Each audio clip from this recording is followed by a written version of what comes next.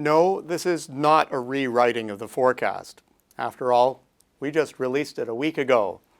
And the U.S. market is still fundamentally strong. It's leading the world back to a new growth cycle. So what is with the title this week? Well, it's all about the growth itself that is prompting a reversal that many in today's workforce have never experienced. In fact, it's a unique moment in economic history, so much so that it has created a huge gray zone for the planet's immediate growth path. What is this reversal, and how is it likely to affect global conditions in the coming months and years? Well, it's probably the most anticipated economic event of the decade. Interest rates, dormant for over 6 years, are slowly stirring. In past cycles, the tightening of monetary policy has been a big event, but nothing like today's drama. Credit has been so cheap for so long that there is a fear that, like Japan, we have become addicted to it. Some would argue vociferously that rate hikes are exactly what the Fed should not do, given domestic and global conditions. Is there a good reason for a rate liftoff? Well, the domestic evidence for higher rates is compelling. First, the U.S. labor market is getting tight. True, if we rolled in post-crisis displaced workers, there would still be plenty of spare hands. Trouble is, many who quit in the downtimes aren't coming back.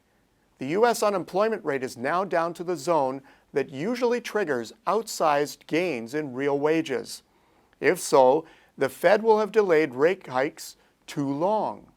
What is more, demand for labor isn't abating, given two additional reasons for imminent interest rate hikes: hot U.S. consumer spending and an industrial sector that capacity-wise is bursting at the seams. What of those who fear that higher rates will bring on a recession? Well, there's always a group that raises this fear on the eve of rate hikes. Sometimes it's proven right. If the economy is overheating in a mature growth cycle, there's a real danger that rate hikes will reveal and burst bubbles that have formed. However, bubbles aren't common in an economy emerging from a recession or a period of stagnation. Higher rates keep a liftoff economy from getting out of control, which can easily happen if there's lots of cheap credit lying around. So, interest rate-induced recession isn't the reversal we are talking about. Well, what is then? The answer is that the twin sister of rate hikes is the sopping up of the extra liquidity made available through the Fed's quantitative easing program. Like rate hikes themselves, quantitative tightening is triggered by growth. If quantitative easing distorted financial markets, and we are convinced it did, then quantitative tightening ought logically to undistort markets. Trouble is, in this environment, nobody really knows what the normal is that we're trying to get back to. It's a great reversal that's really a matter of trial and error, which by definition is volatile. How? Well, tightening has roiled asset markets, especially high-yielding bonds, commodities, stock markets, and peripheral currencies. Current volatility is causing weakness in affected countries that could spread elsewhere.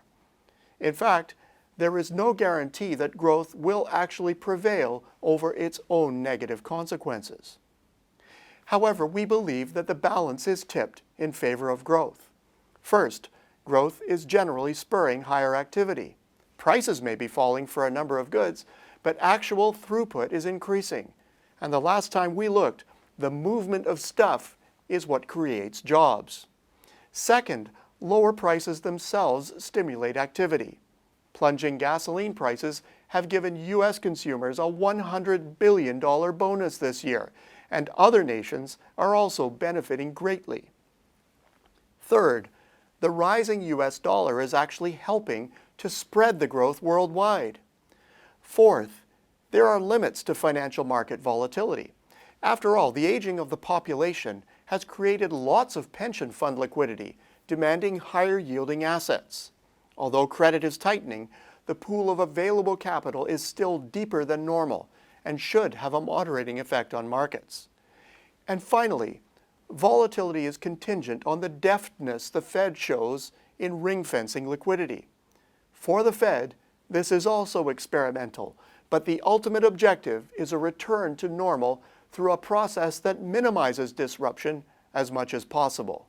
Time will tell how successful the Fed is. The bottom line? Growth and the great reversal are underway.